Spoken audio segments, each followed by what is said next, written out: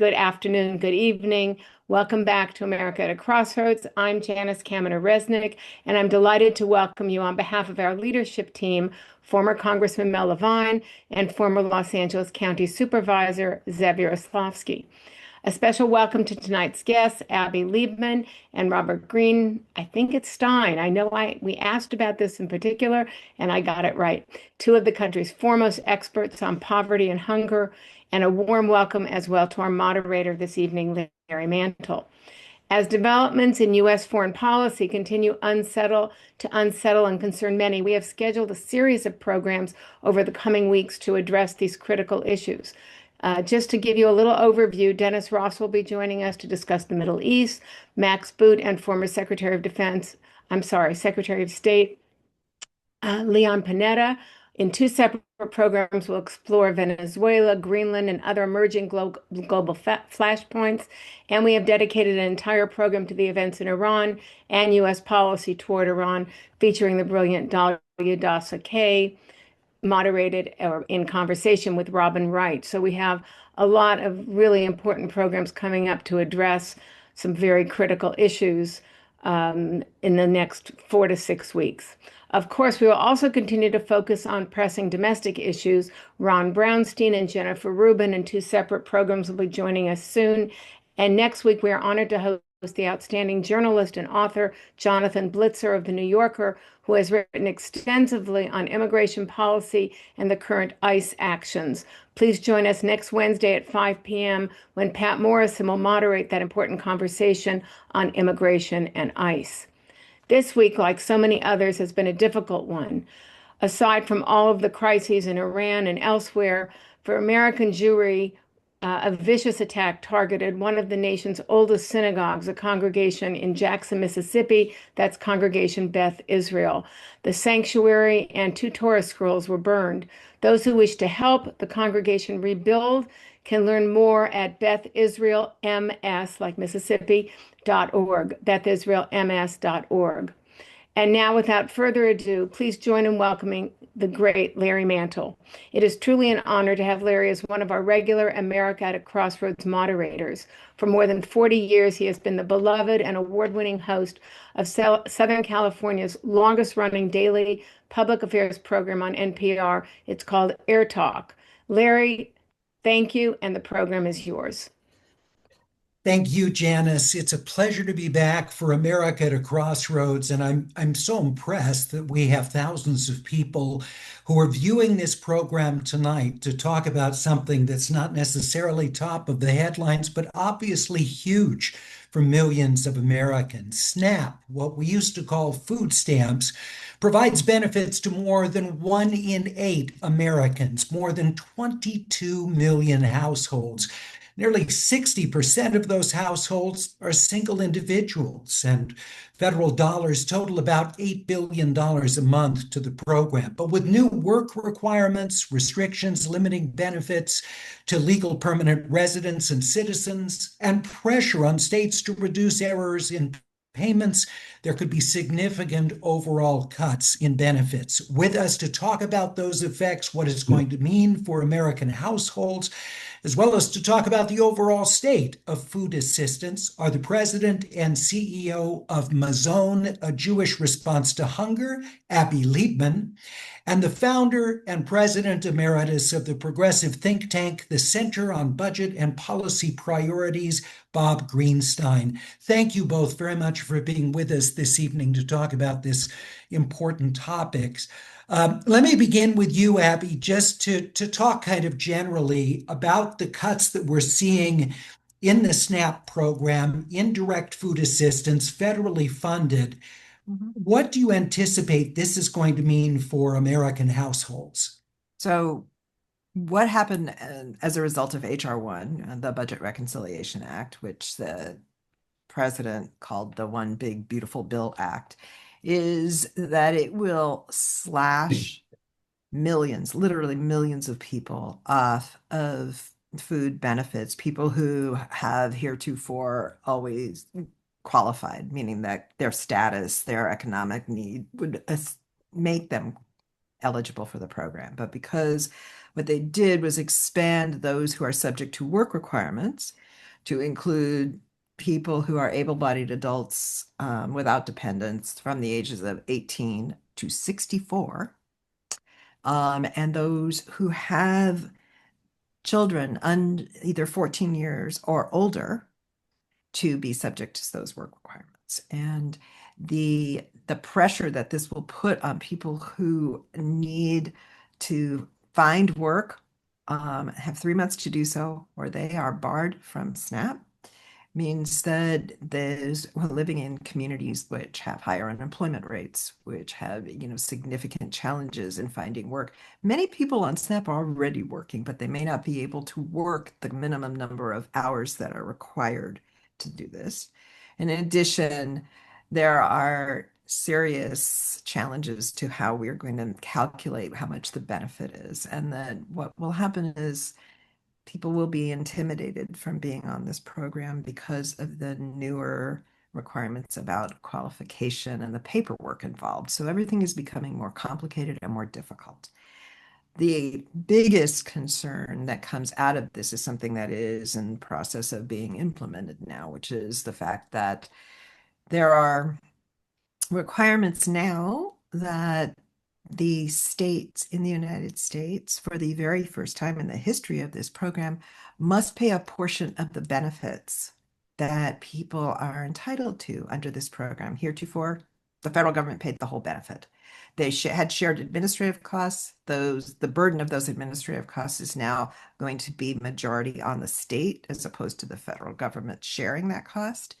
But the bigger issue here is that states will have to come up with the funds to pay for part of the benefit. The amount they will have to pay is based on the error rates that are calculated for years prior to when this cost sharing goes into effect.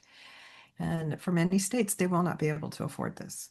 Yeah, one of the arguments for that we should mention, Abby, right, is that with states not having any skin in the game, they really didn't have any incentive to provide much oversight for, and so verifying, people's income, things like that. The argument was that states didn't do a very good job of that. That's nuts.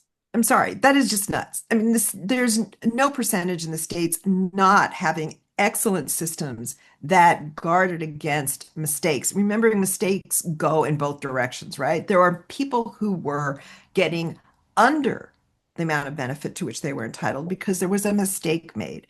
So there are also those who are getting more by virtue of mistake. States are very conscious of this and very diligent. And a big part of what the administrative costs were used for, right, was to create systems that would catch this. In fact, under the Biden administration, there was a program that became a cross-country program. It had been piloted earlier and then became a program across the state where duplicate between and across states records those recipients who may have moved to a different state and the state didn't cancel their benefit in their home state. Now this system kicks in and finds those. So the states have always been very clear about this. And the error rates, well, the percentages are low because the number of people on this program, it looks big, and the cost of this. But the issue for states that we cannot lose sight of is it will cost them hundreds of millions of dollars that they have not budgeted for, nor could they budget for without slashing all kinds of other state-based services that the state is already obligated to pay for. So now you mentioned that there's overpayment and underpayment, but my understanding is the overpayment rate was 9%, the underpayment was only 2%. So you are Can I looking at jump in billions here? of dollars. yes, please, but jump Yeah, in. Bob, go right ahead. Yeah. The rules on what is an underpayment and what is an overpayment in the SNAP program are in many ways very deeply flawed and in need of an overhaul. Overwhelmingly, the error is error, not fraud, and a lot of it occurs in the following way. The income rule, your level of SNAP benefits, it's not just you're eligible or ineligible. They have to determine the exact dollar amount you get each month, and that depends on your income. And as your income goes up, even just a modest number of dollars, the benefit drops. And so If a person is poor and eligible, but you don't get the exact right amount of income under the very complicated program rules, that's an error. Now, many of the people on the program work in the low-wage labor market, maybe they're day laborers, and we know from extensive research that the number of hours of work in the low-wage labor market fluctuates. Employers need more hours one week, less hours the next. So what happens is people go through the whole process. They're determined eligible for a given amount of SNAP based on their income. Let's say it's in March. And they're certified generally for 6 months at a time. Each 6 months, they do it over again. But the error rate is determined by pulling a sample of cases on the program and deeply investigating them. So let's say you get certified for March and they pull you in June, you're part of the sample. And in June, you're working 7 hours more a week than you were working in March. And so your benefit level is off. That's a big source of the errors. Also, some states are overloaded. Their staff isn't quite able to get all of the recertifications, these every 6 month recertifications done in time. So what happens if a state like this happened in Alaska? If a state doesn't get to everybody before their 6 month period turns up and doesn't recertify them until the 7th month or the 8th month. If they're caught after the 6th month, if they're fall into the sample that determines the error rate, the entire benefit the household gets is considered an overpayment, an error, even if the household circumstances haven't changed at all.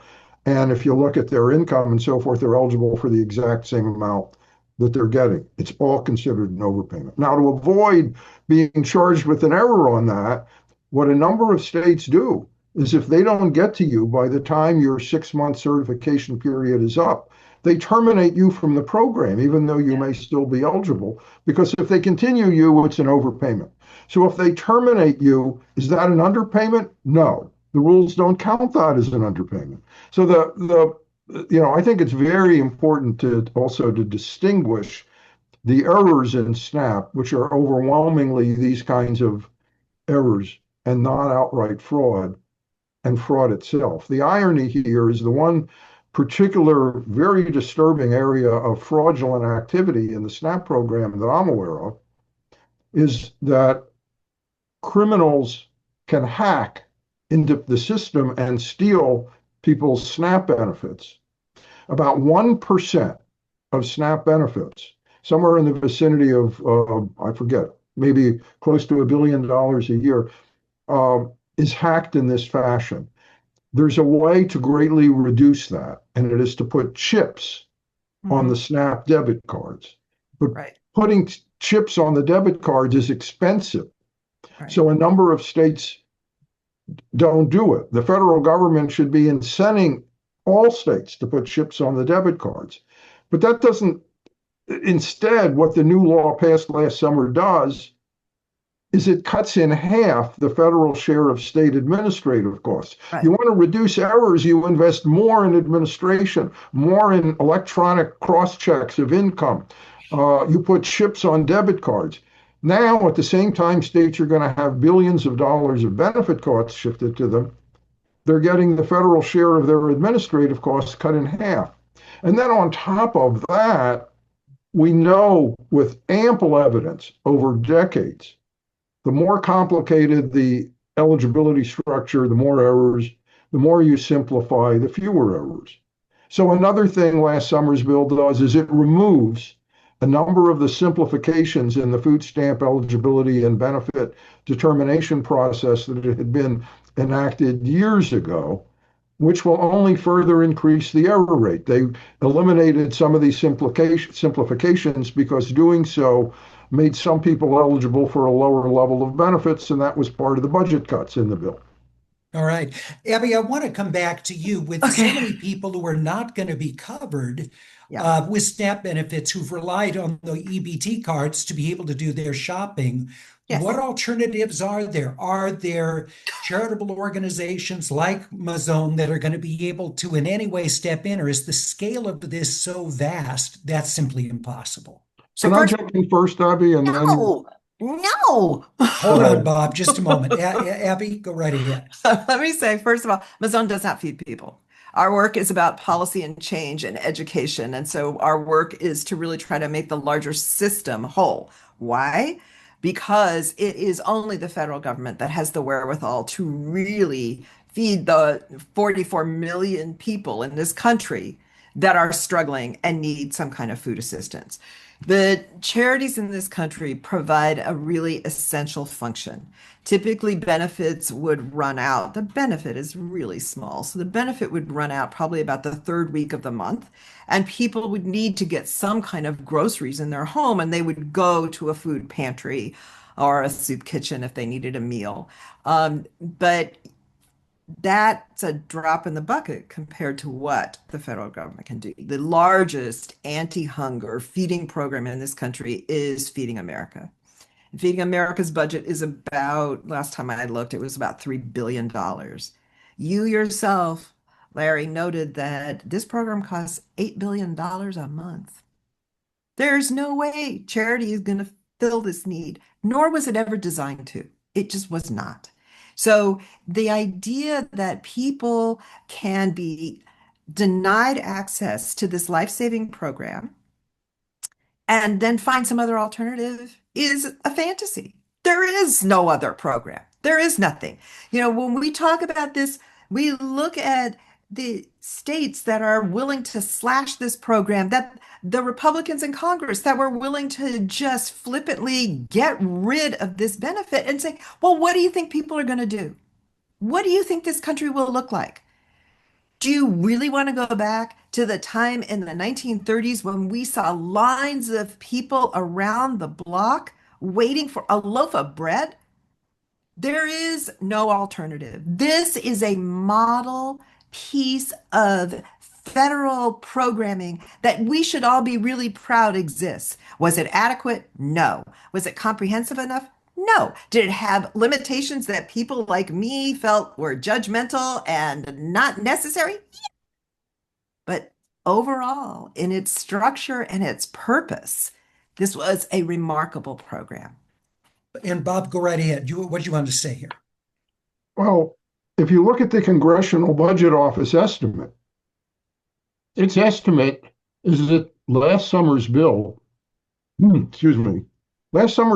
cut the SNAP program $187 billion through 2034. I mean, that's by far the biggest cut we've ever seen in SNAP. And it's important to note that that's occurring alongside even deeper cuts in Medicaid. Many of them the cuts in both programs will affect some of the same people. And in both programs, there are multi-billion-dollar cost shifts to the states. So that the cuts that Abby and I can describe as being in the bill are really just the start. Because states are going to feel great pressure to make additional cuts, to make it more difficult to enroll, even if you're eligible, or to stay enrolled. And the Congressional Budget Office estimates that some states will probably drop the program altogether. We really should understand. Well, let me just clarify, Bob, states will drop SNAP? Yes. Yeah, yes. That is the estimate of the Congressional Budget Office. And my understanding from talking to people who are very close to this is that there are at least two states that are already where the policymakers are already beginning to talk about dropping it. Larry, here's the context.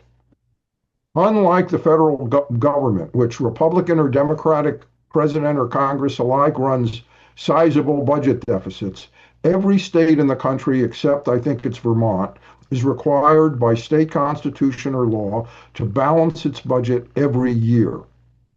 And when need is greatest in a program like SNAP or Medicaid, it's when the economy weakens. When the economy weakens, state tax revenues drop, they contract, and states have even less money then. So all of a sudden, states are looking at billions of dollars being added to their balance sheets unless they cut SNAP and Medicaid. And this is, we're expecting to see starting in the year ahead some states to begin to institute measures to make it harder to enroll or stay enrolled. While most of the benefit structure is Okay. federally determined, there are some state options in the benefit structure. States may well eliminate them now. So we're talking about very large effects here. Well, and you mentioned Medicaid, which we call Medi-Cal here in the state of California. It's expanded to the point where 40% of Californians are covered under the Medi-Cal program with the kind of cuts that you're talking about in federal spending on Medicaid. That's going to be a huge effect on people, just with the cost Yeah. of health care and bills that they're going to receive for that.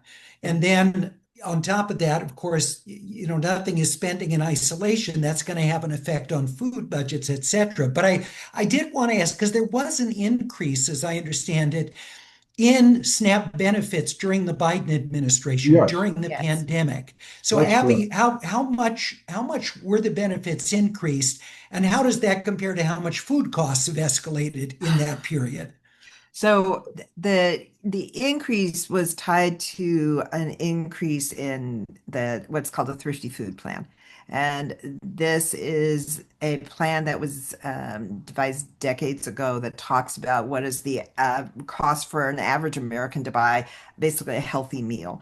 And it had not been adjusted for decades, and it was adjusted under the Biden administration. So the benefit, I believe the average benefit, and Bob, you may know this a little more specifically than I do. I think it went up to an average of $8 per person per day.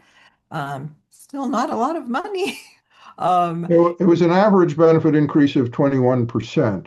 And most experts felt that the old thrifty food plan to which the benefits had previously been tied really was very out of date based on advances in yeah. nutritional science, eating habits, dietary patterns, food availability. And the Congress had actually passed a law requiring the Department of Agriculture to update the Thrifty Food Plan, the cost of which determines SNAP benefit levels, to reflect these developments. And uh, what came out was a 21% benefit increase. And that will help some for people who are getting a modest benefit cut under the new law. But for people who were thrown off altogether, I mean, Abby mentioned the work requirements. Let me explain to the Yeah, audience. how many hours are required under this? 20 Well, a week. what the requirement says is unless you're elderly or disabled, 65 and over, or disabled, or you have children 14 or over living in your home with you, unless that's the case, you can get SNAP benefits for only 3 months in which you're not working at least 20 hours a week out of every 3 years. It's really more of an austere time limit or a time limit and a work requirement combined. And here's the key, Larry. Suppose you bust your ass pounding the pavement, really looking hard for a job, but you can't find one. Doesn't matter. You're cut off after 3 months. If you're a 64-year-old widow and you're employed 15 hours a week, but not 20, you're cut off after 3 months. There are work requirements and there are work requirements. This is the most draconian work requirement I've ever seen devised. When I started working on SNAP, work requirements meant things like if you weren't exempt for various reasons, elderly, disabled, kids, whatever, then you either had to work or you had to show that you were searching for work. Here, you search for work and can't find the job, you're cut off after 3 months. And then we have other groups whom the bill that passed last summer makes totally ineligible, unrelated to work requirements. I'm talking specifically about people legally in the United States who fled oppression abroad, refugees who historically have been eligible for SNAP, who are here legally, people granted asylum status in the United States who are here legally. Up until now, they've been eligible if they were poor. They're disqualified wholesale. So I know that I just want to take a step back, and I want to make a point about what HR1 did, what it was designed to do. This is a part of Project 2025. None of these things were secret. I think, people like Russell Vought are probably thrilled by the fact that, it actually, HR1 goes beyond part of what was in Project 2025.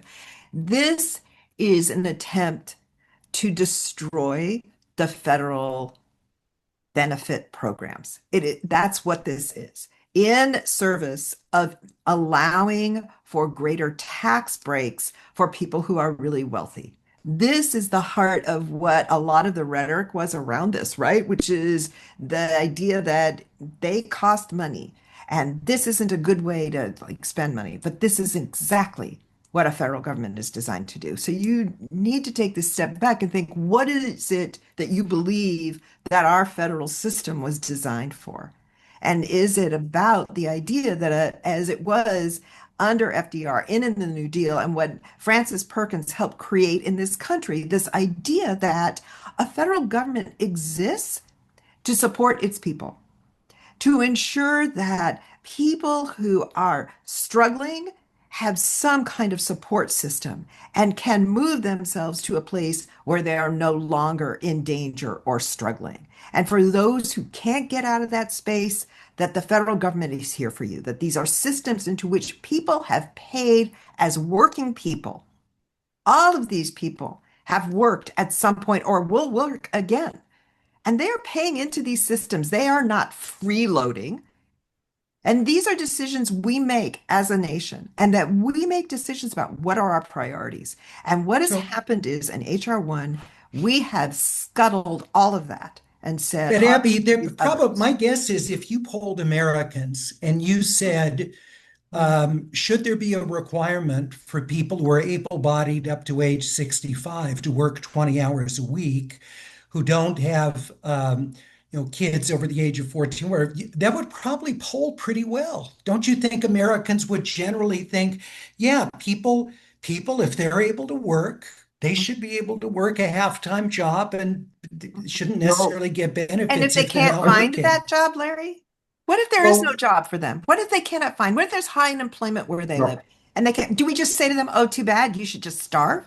Which is in fact what Secretary Rollins said, that SNAP should be for people basically who are starving.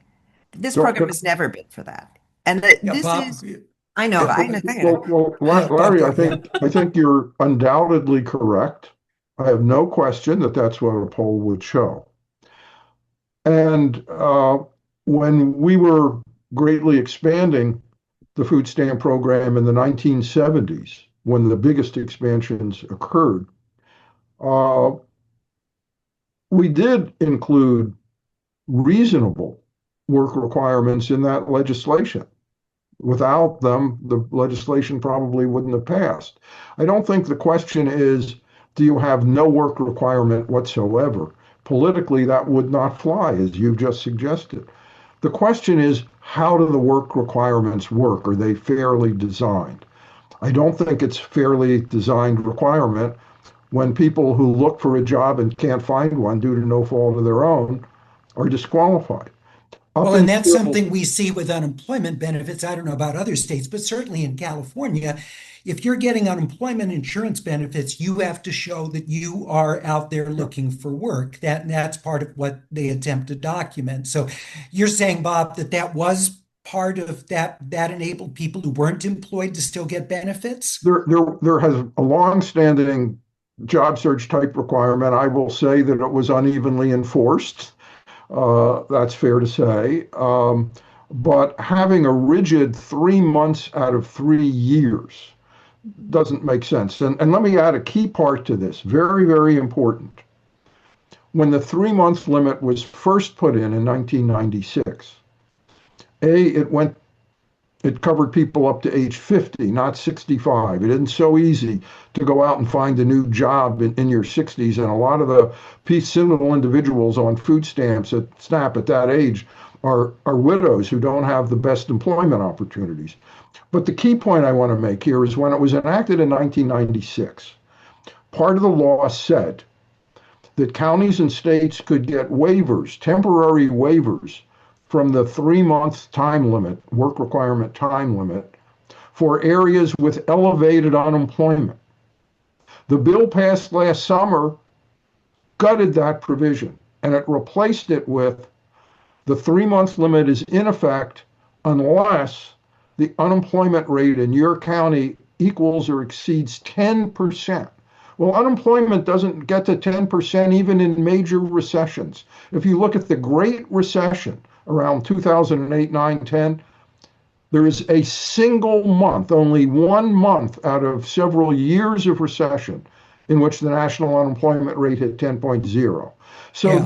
it's not that it's a work What, requirement, it's the unfair nature of this work requirement that makes it a cutoff even for people who can't try to find work but can't due to no fault of their own. and the other issue is there is an exception, I know, for people who are disabled, but Yes. there are many people later in life who have significant physical limitations but are not technically disabled. So there are things that would limit them to Yes. the types of jobs that physically they'd be able to do, but they couldn't necessarily claim that they're housebound or in some way so physically disabled it would be a formal designation. Right. But at An the other end of example is people who are homeless who, until last summer's bill, the, were exempt from the 3 month time limit work requirement.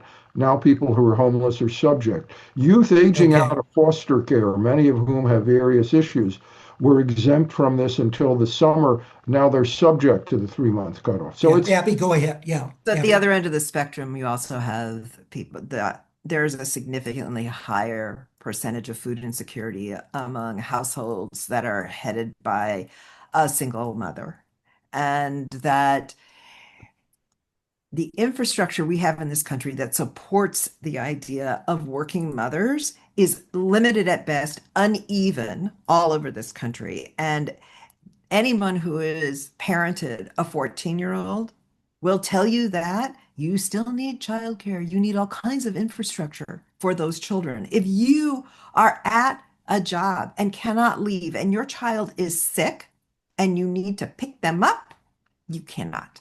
If you have needs for after school transportation or after school supervision for your child, you won't be able to do it. So you're putting these women in this terrible position of having to choose whether or not to effectively and meaningfully parent these children and struggle to find food for them or go to work, have adequate resources to feed their families, but leave their children without the kind of support and supervision that they still require at age 14. You know, originally the proposal here was 6.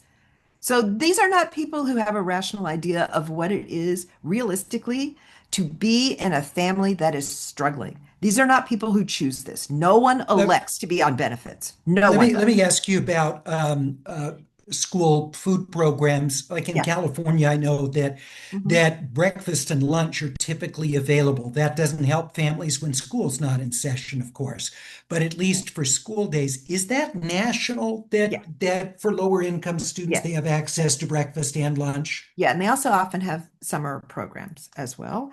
And then there are some schools, districts, and states in this country where you have what's called supper.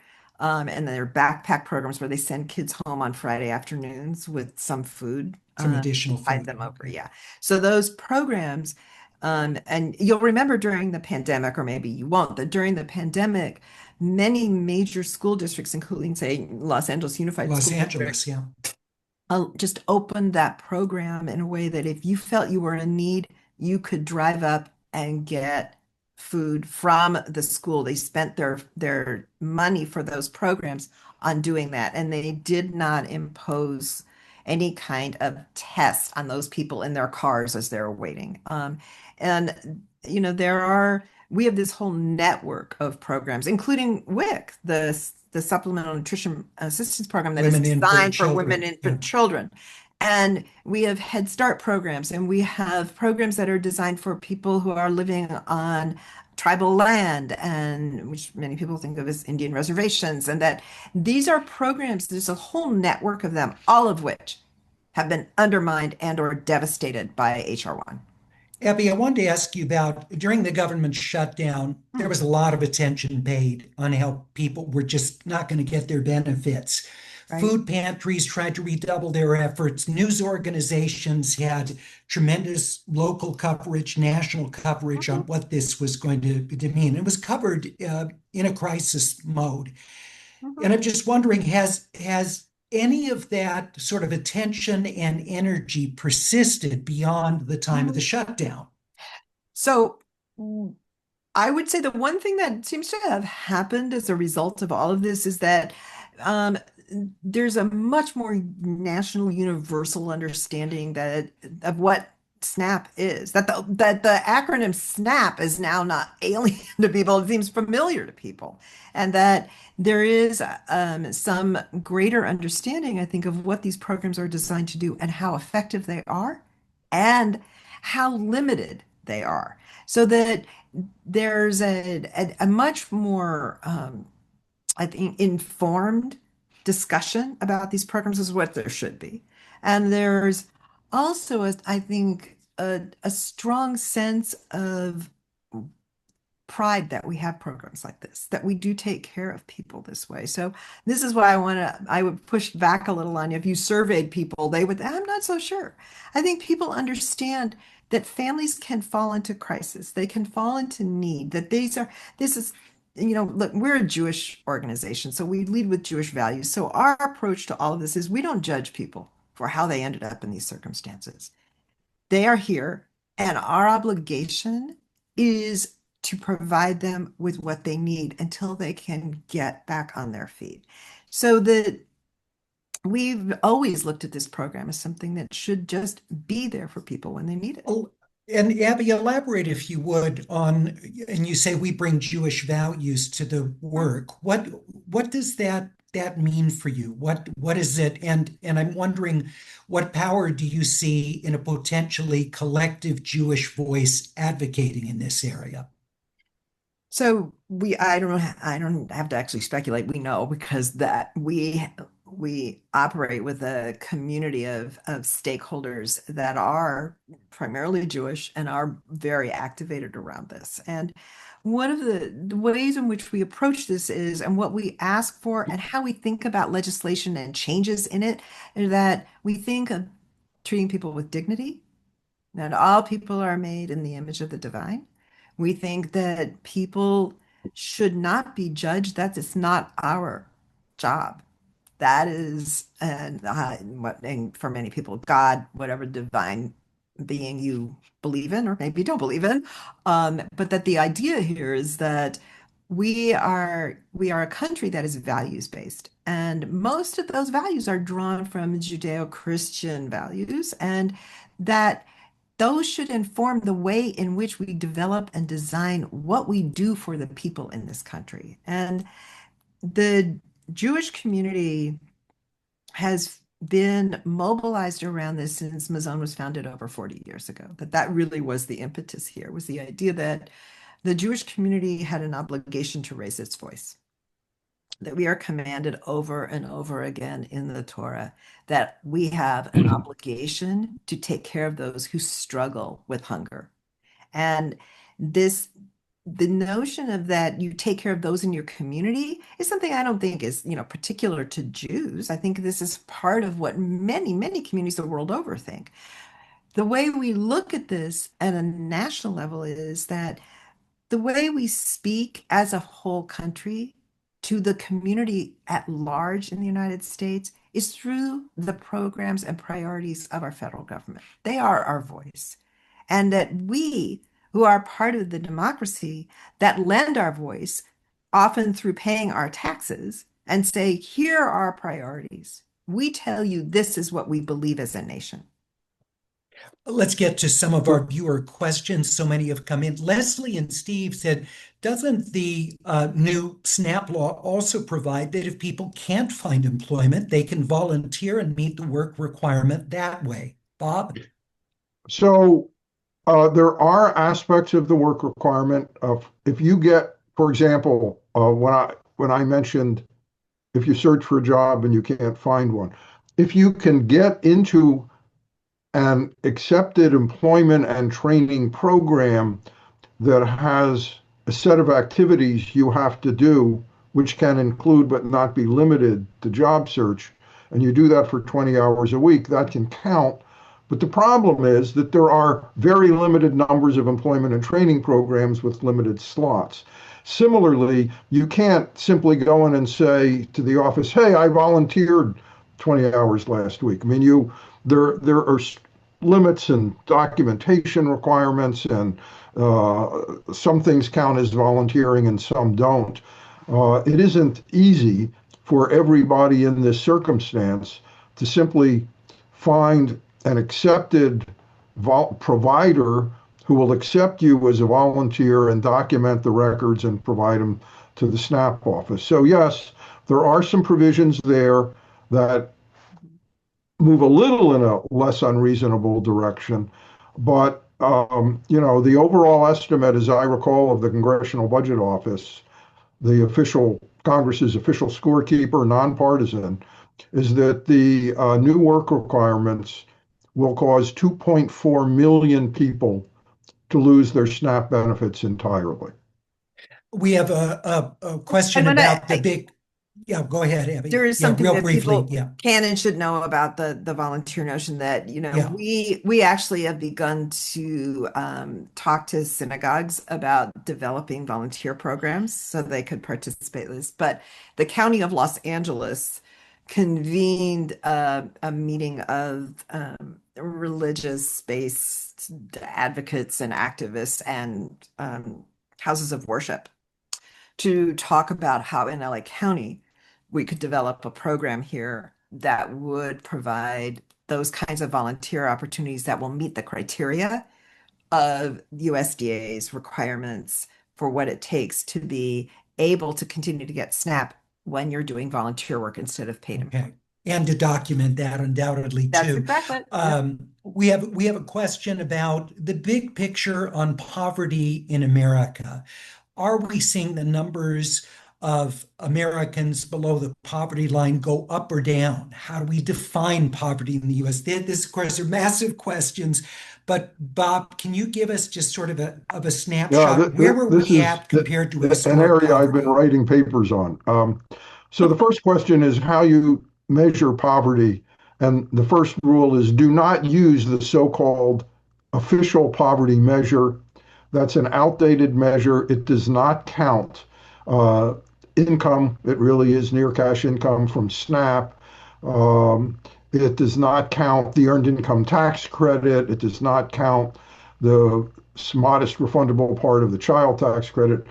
Experts, you overwhelmingly agree that we should use something called the supplemental poverty measure, which census also issues, and which counts those things as income. Now, on the one hand, if you look at the trend since the late 1960s, in other words, the period during which food stamps was greatly expanded, things like the WIC program were started, the earned income tax credit was started and greatly expanded. If you cover the period since the late 1960s, we really reduced poverty significantly, and the data clearly shows that it's not primarily because of the economy. It is indeed overwhelmingly due to the improvements in social programs.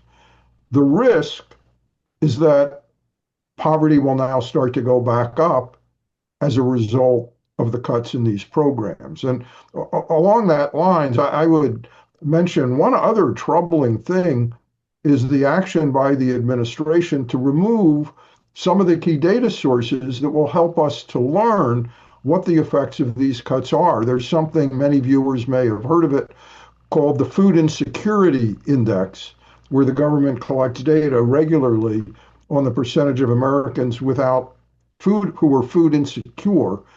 And the Trump administration recently announced it was killing that measure, which in my view is not coincidental. They're killing the measure before the new SNAP cuts take effect, and it will deny us one of the key ways of determining just how severe the effects of those cuts are. But that's my view, is that poverty and hunger and food insecurity will now start going back up as a result of the really massive size of these cuts. Is that something that a consortium of universities or a university can conduct that kind of a study, or is there not access to the data that would enable them to do what the USDA has historically done? Well, you have to have the mechanism to conduct to draw statistically valid samples of tens of thousands of people across the country and draw the data each year. Now, I'm not familiar enough with university data collection on that front. My guess would be that there are some things they could do, particularly in a given community or a given city or a given state.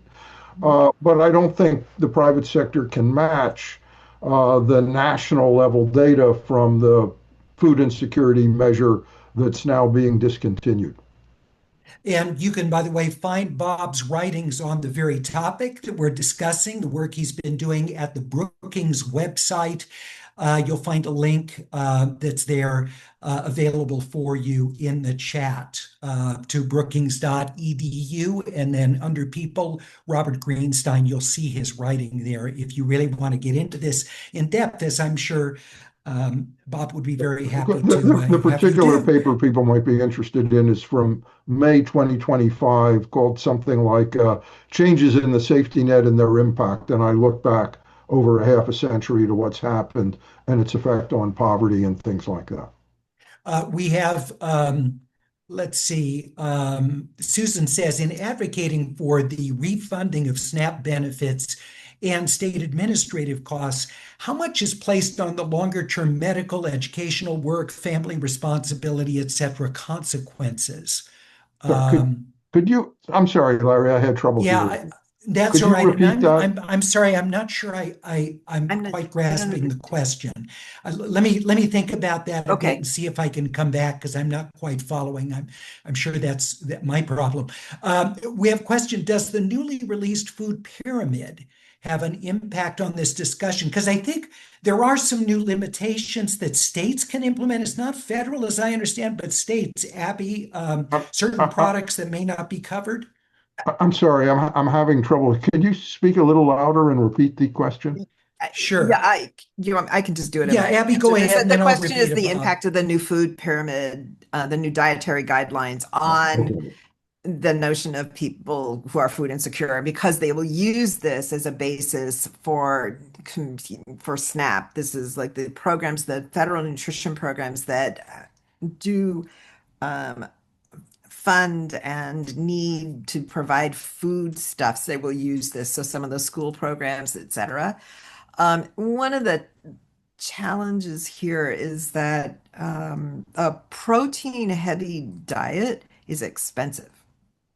And if you are at the same time limiting the amount of money that people will have to spend on food and and pressing them, so for what local grocers and large retailers can in fact provide and will provide, that this could be problematic for people to be able to have their SNAP dollars go where they need to. Smaller, there's also other movements to try to push what retailers get should be providing and make available for people who are on SNAP. And it's the smaller, more rural communities that will really struggle around a lot of this. But I assume we're going to have to see what states are going to do because states are going to be the ones potentially limiting what items. Bob, do you want to just briefly, because I have other questions I need to get to, but briefly comment on that? I'm sorry? Do you want to briefly comment on that No, no, you issue can of go to, potential why don't you go to the restrictions on next types of question? food? Okay. Um, let's see. Are there, Peter asks, are there states that are creating workfare options to keep SNAP recipients in the system? Abby, you talked about faith-based organizations working with local governments. Are there other examples of governments themselves? Not that I'm aware of, but it's very soon in this. So some of these work requirements that are going into effect just now, and people haven't, communities, states, governments, local governments haven't had a lot of time to gear up for this. I'm not quite sure what we mean by workfare, but the which is a harkening back to when they did welfare reform, I think, in the 90s. But in this instance, what we're looking at is, shifting costs again onto local governments and state governments.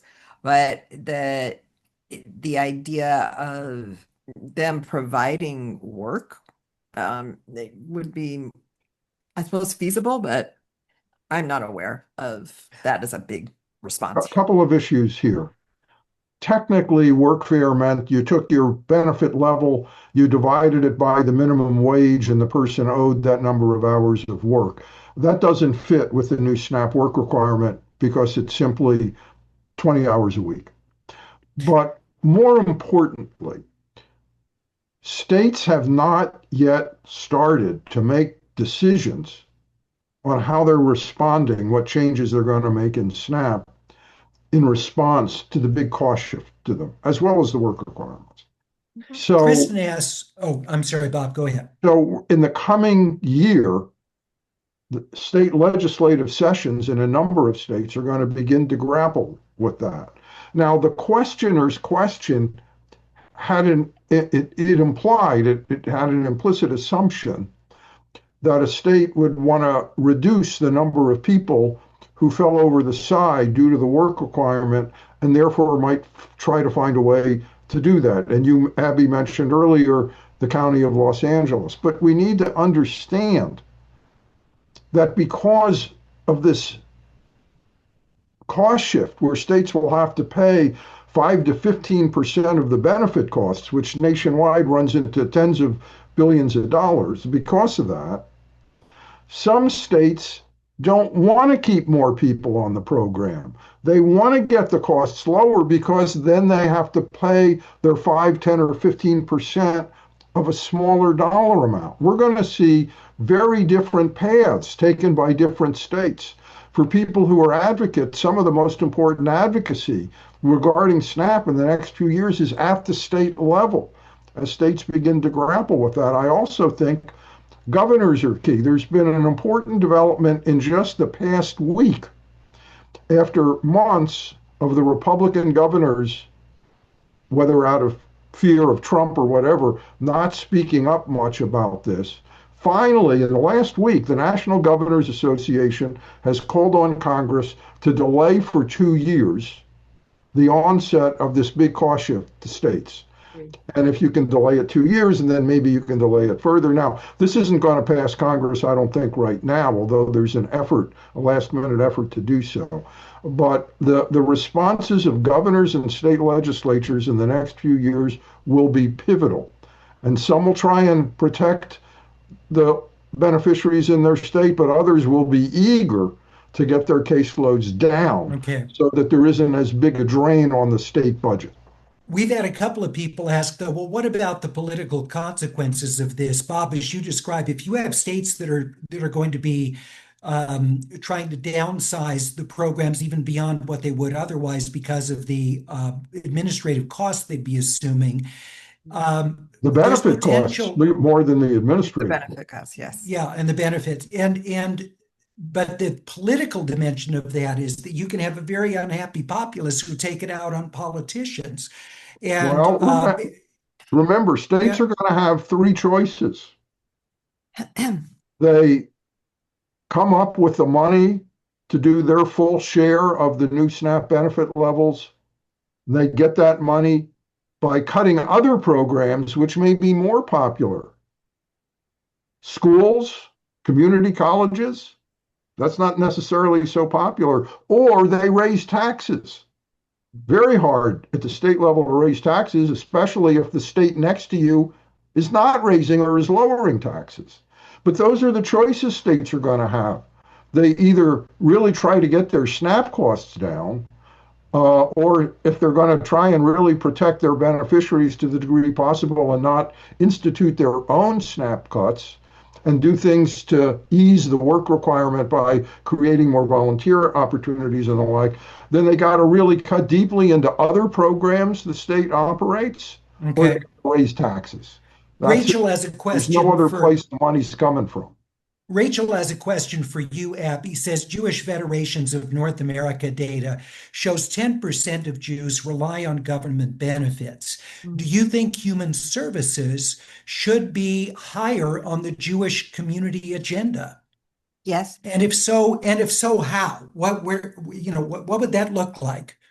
Well, what it looks like is the Jewish community recognizing and putting pressure on their federal elected officials to make this a priority, to understand that what they are doing now is antithetical to what the Jewish community wants, that the Jewish community believes in a strong and robust program that helps people put food on the table, and that we have seen in some communities that this is in fact a priority locally for them.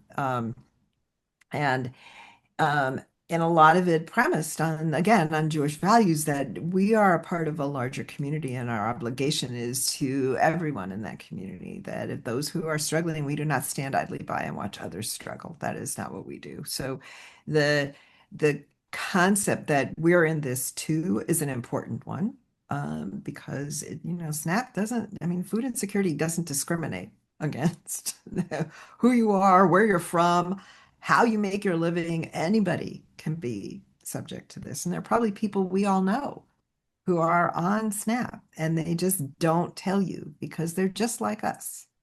I want to ask you, Bob, briefly. What the big healthcare workers union in California is circulating a petition to get on the November ballot for next year. So-called billionaires tax 5% of assets would be taxed in a one-time tax. The money would go exclusively, or like 90%, to healthcare in California. One of the criticisms, and it's too complicated to get into all of the pros and cons of it, but one of the criticisms is that essentially a subsidized hospitals, it all goes to healthcare when there's so many other needs that are being hit. I'm just curious, Bob, all your work in this space, do you support the idea of a tax like California is considering? I have not studied this at all. I've read people whose work I respect who are on both sides of it. The people on the negative side, as you well know, are raising concerns that if some of those people, for legal purposes, repositioned their address out of the state, that you could end up losing revenue rather than gaining revenue. I certainly support at both state and federal levels increased taxes on people with high incomes and closing a lot of corporate loopholes. I simply don't know enough about that particular ballot Okay. initiative to comment on it. But I do want to make one other comment. Real There are quickly, a because lot we're of to the things end we of the want to hour. do in the country. We want to undo these, I would hope, these SNAP and Medicaid cuts, but there are lots of other areas. We need lots more housing. We need child care issues. There's a lot of issues. And to do them would entail a lot of revenue. I think we all make a big mistake if we think it's all on taxing the rich. We're not going to be able to get, in my view, to the kind of society we need to get to unless we can also, in addition to raising taxes on people at the top, there needs to be some other kind of broader based revenue increase. Europe has much of Western Europe have stronger safety nets than we do. And the main reason they can afford it is they have a value added tax. But if we have one party Okay. saying you can't raise taxes on anybody and the other party saying you can't raise taxes on anybody under $400,000 a year, then we're never going to get to where we need to go. Bob, we'll let that stand as your closing comment. Abby, we've got about 45 seconds for your closing comment, please. Oh, let's see if I can do this. I This is what I want to say. I want to say that hunger is a persistent and pervasive problem in this country. That we as a nation had a remarkable way of responding to it. And that because of political cruelty and vindictiveness, we are watching a Republican dominated administration and Congress destroy that which we Americans have built over decades. There is nothing logical about this. There's nothing economically viable about any of this. It is designed to be cruel, for the sake of being cruel. It is designed to punish, particularly those states that have, in fact, responded well to the fact that there are needs in their state. It is not necessary. It's vicious. Thank you both very much. I appreciate it. By the way, you can go to MAZON's website, mazon.org, and see more information about the organization. Thank you, Bob. Thank you, Abby, very much. And thank you for watching another America at a Crossroads. Please support these nonprofit programs on so many different important topics, many of them dealing with international affairs in the weeks to come. You can make your contribution tax deductible at JewsUnitedForDemocracy.org. That's JewsUnitedForDemocracy.org. Next week, the New Yorker's Jonathan Blitzer talks with the LA Times' Pat Morrison about his writing on immigration, politics, and foreign affairs. The topic, Getting Beyond the Border, How Immigration Became a Political Crisis. That's at 5 o'clock Pacific next Wednesday evening. From all of us at America at a Crossroads, good night.